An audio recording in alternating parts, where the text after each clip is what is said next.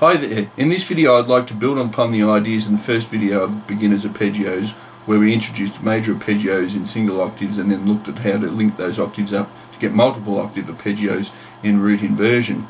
Now in this video the arpeggios that I'll introduce are the minor arpeggio, the diminished arpeggio and the augmented arpeggio. Now this might sound like a lot of work, but now that we've already established the major arpeggio, we can view these new arpeggios, these three other arpeggios, as alterations to the major arpeggio, and I'll show you how that's done.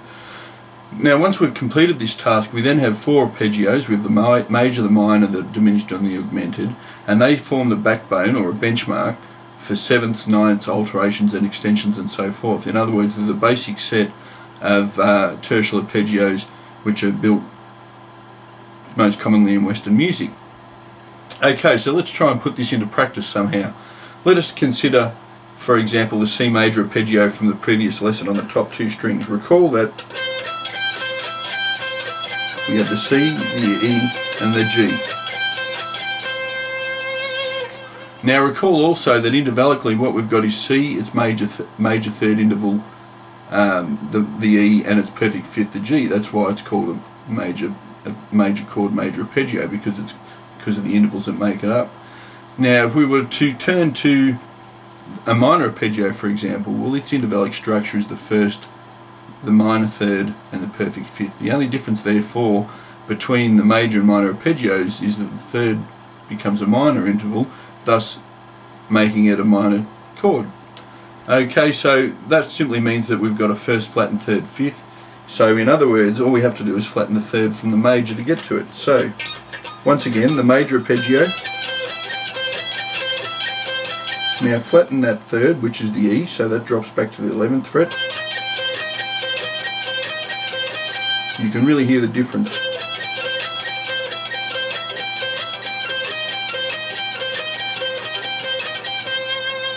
What's great about it is we haven't had to learn a whole new set of shapes, and it doesn't make sense to either when there's only one note difference. I mean, if you can't see things, how they are related to each other, then it becomes a huge body of work just to memorize everything. Once we have some sort of point of reference, we can really see what changes we need to make, and we can use our ears as well. Okay, so we can apply that to any of the octaves. So if we were to start in the lowest octave, the C at the 8th fret of the bottom E string, major arpeggio, flatten that third,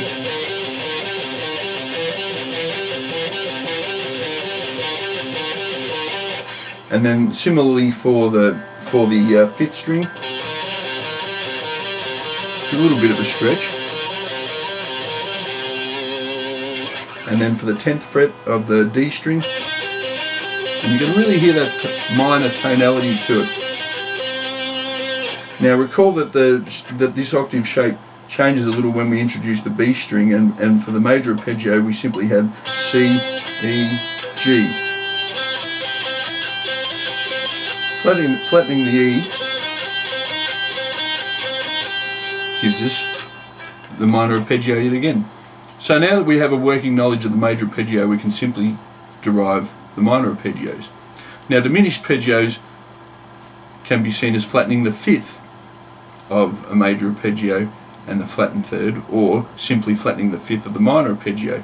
Intervallically this means that we have the intervals first, minor third and diminished fifth, hence the name diminished triad, because it's a minor tonality, it has a diminished fifth interval.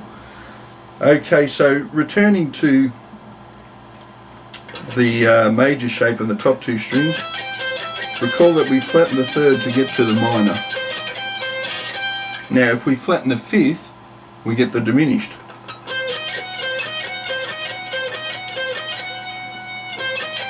Back to the minor, major, minor, diminished. We can again apply that to all of the each of the octaves that we've introduced so far. It really makes learning the arpeggios so much easier to have some sort of point of reference, as I said before. Okay, so that only leaves us with the augmented arpeggios, and these are rarely used, but you'll encounter them in things such as harmonic minor scales and other exotic scales and modes as well.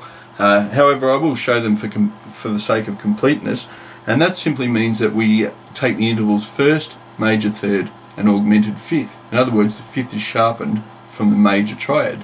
So the third remains major, the fifth goes from perfect sharpened to half step to become augmented interval. Okay, so what does that mean? Well, if I'm playing on these top two strings yet again, major arpeggio, sharpened fifth, major, augmented,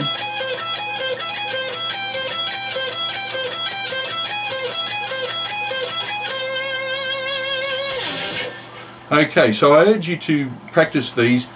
Move them around on one single spot. Get a feel for what notes are changing. Have a listen to them. Change whichever notes you want to get to, whichever arpeggio you want to play. Let your ears guide you, and let your ears tell you the sounds of each arpeggio, and just notice the changes physically in the actual pattern. Apply that to all octaves, and then also apply it to multiple octaves at once, where we play in 2 or 3 octaves at once by going across the neck of the guitar, and you can mix them up any way that you want to. You can play a major arpeggio in a bottom octave, move up an octave, play an augmented, move up and go back to major, or you can, whatever you like. There's no set of rules. At the end of the day, your ears must dictate what you play, and you should become familiar with them in as many different settings so that eventually you'll be playing these arpeggios in your sleep. Okay, so I'll close this video just by mentioning that you should also try circles of fourths and fifths, as we did with major intervals, just to really get familiar with the shapes, to get familiar with the notes or the neck of the guitar, all those types of things. Good luck with it all. The next video will discuss how to extend these arpeggios into sevenths. I'll speak to you then. Cheers.